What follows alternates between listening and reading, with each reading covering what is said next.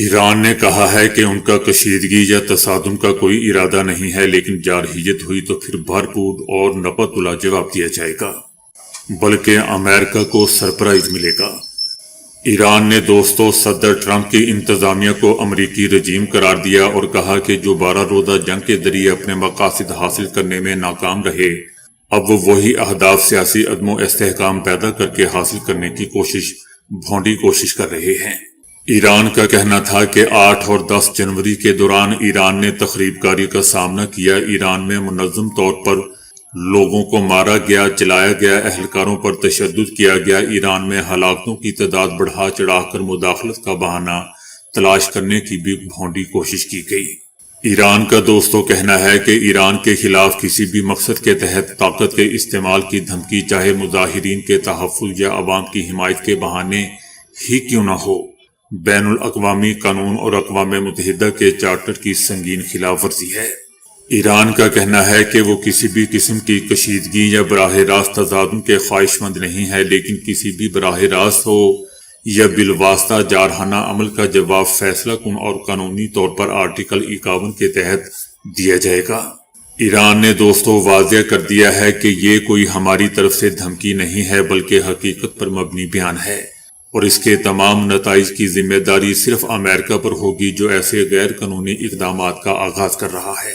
ایران کا کہنا ہے کہ دنیا ایسے غیر قانونی اقدامات کو فوری طور پر مسترد اور مذمت کرے، اس سے پہلے کہ دیر ہو جائے۔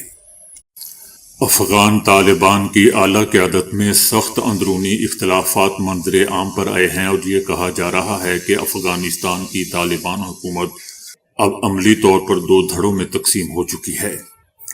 طالبان کے سربراہ ہیبت اللہ کی ایک لیک ہونے والی آڈیو کلپ میں انہیں خبردار کرتے ہوئے سنا جا سکتا ہے کہ اندرونی تقسیم کے نتیجے میں افغانستان کا خاتمہ ہو سکتا ہے۔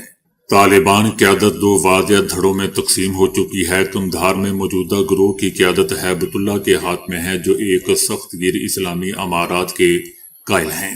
ان کا تصور ایک ایسے نظام کا ہے جو جدید دنیا سے کٹا ہوا ہے، جہاں مذہبی شخصیات کے ذریعے معاشرے پر مکمل کنٹرول قائم رکھا جائے۔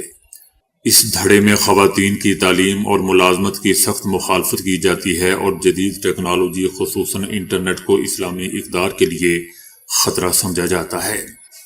ہیبت اللہ نے قندھار کو طاقت کا مرکز بنا کر سیکیورٹی فورسز اور اسلحے کی تقسیم جیسے اہم فیصلے بھی کابل سے اپنے ہاتھ میں لے لیے ہیں۔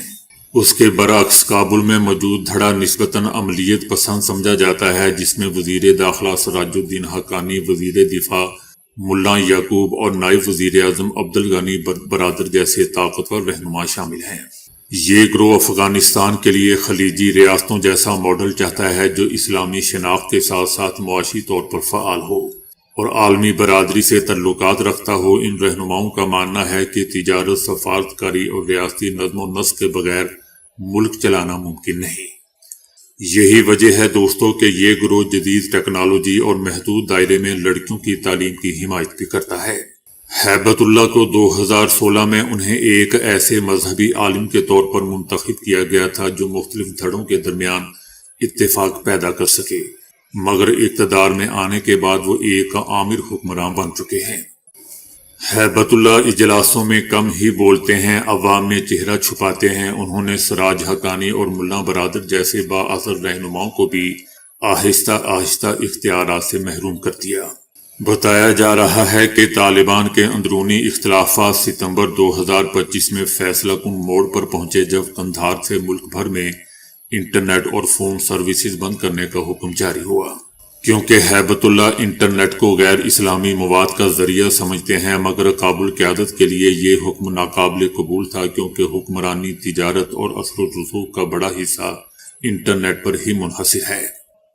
عبدالغنی برادر نے اس سے پہلے قندھار جا کر سپریم لیڈر کے قریبی حلقوں کو خبردار کیا تھا کہ انہیں حالات کی سنگینی سمجھنی چاہیے، مگر ان کی بات کو نظر انداز کر دیا گیا۔ 29 ستمبر کو انٹرنیٹ سروس بند کر دی گئی، لیکن 3 دن بعد انٹرنیٹ بحال کر دیا گیا، جسے ماہرین طالبان کی تاریخ میں ایک غیر معمولی بغاوت قرار دے رہے ہیں۔ یہ بات دوستو قابل غور ہے کہ کابل گروپ نے لڑکیوں کی تعلیم پر پابندی جیسے معاملات پر کبھی کھل کر ہیبت اللہ کی حکم عدولی نہیں کی۔ مگر انٹرنیٹ بندش نے ان کے مفادات، مراعات اور مالی ذرائع کو براہ راست خطرے میں ڈال دیا، جس پر وہ خاموش نہیں رہ سکے اور انہوں نے ہیبت اللہ کے حکم کے بغیر انٹرنیٹ بحال کر دیا۔ بتایا جا رہا ہے کہ تازہ ترین صورتحال بظاہر قابو میں ہے، مگر تناؤ ابھی بھی برقرار ہے۔ چائنا نے کہا ہے کہ امریکہ ایران پر طاقت کے استعمال کی کوششیں فوری ختم کر دے اور ہم دنیا کو جنگل کے قانون کی طرف دھکیلنے کے مخالف ہیں۔ چائنا کا کہنا ہے کہ امریکہ ایران کو مسلسل طاقت کے استعمال کی دھمکیاں دے رہا ہے، جس سے مشرق وسطی میں ایک اور جنگ کے بادل منڈلا رہے ہیں۔ چائنا کا دوستوں کہنا ہے کہ چائنا کسی بھی ملک کی سالمیت کے خلاف طاقت کے استعمال کی مخالفت کرتا ہے۔ چائنا چاہتا ہے کہ مسائل کا حل اقوام متحدہ کے چارٹر اور عالمی قوانین کے مطابق ہی ہو۔ چائنا نے یہ بھی کہا کہ ایران خود مختار ملک ہے، ایرانی عوام کو اپنے فیصلے کرنے میں آزادی ہونی چاہیے، ایران کو درپیش مسائل سے نمٹنے کے لیے عالمی برادری کو مدد کرنی چاہیے۔ چائنا نے یقین ظاہر کیا کہ ایرانی حکومت اور عوام متحد رہیں گے اور مشکلات پر قابو پا لیں گے۔ روس نے سلامتی کونسل کے اجلاس میں امریکہ پر سخت تنقید کرتے ہوئے اجلاس کو سرکس قرار دے دیا۔ روس کا کہنا تھا کہ سلامتی کونسل کا اجلاس سرکس سے زیادہ کچھ نہیں، یہ اجلاس بلانا شرمناک ہے۔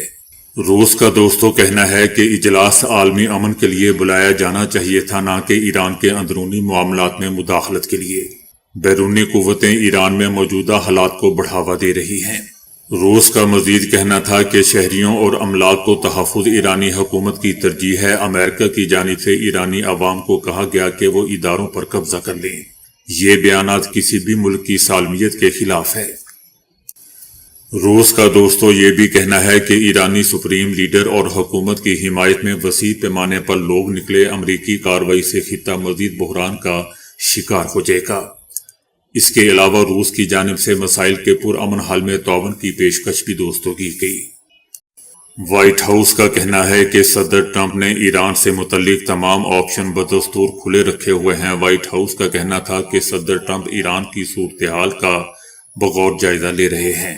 صدر ٹرمپ اور ان کی ٹیم نے مظاہرین کی ہلاکتیں جاری رہنے پر ایران کو سنگین نتائج سے خبردار کیا ہے۔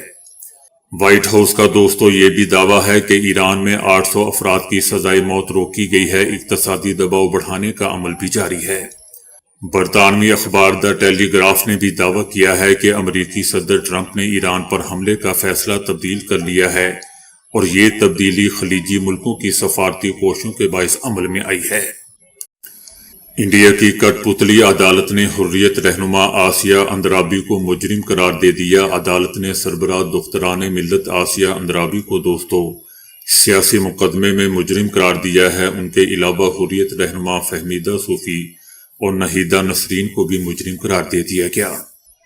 جھوٹے مقدموں میں بدنام زمانہ بھارتی نیشنل انویسٹیگیشن ایجنسی کی عدالت میں چلے، جس میں حریت پسند کشمیری خواتین کو سزائیں 17 جنوری کو سنائی جائیں گی۔ سیاسی مقدمے میں حریت رہنما آسیہ اندرابی کو اپریل 2018 میں گرفتار کیا گیا تھا اور آسیہ اندرابی کے شوہر عاشق حسین کو 3 دہائیوں سے جھوٹے مقدمات میں بھارتی قید میں قید کیا ہوا ہے۔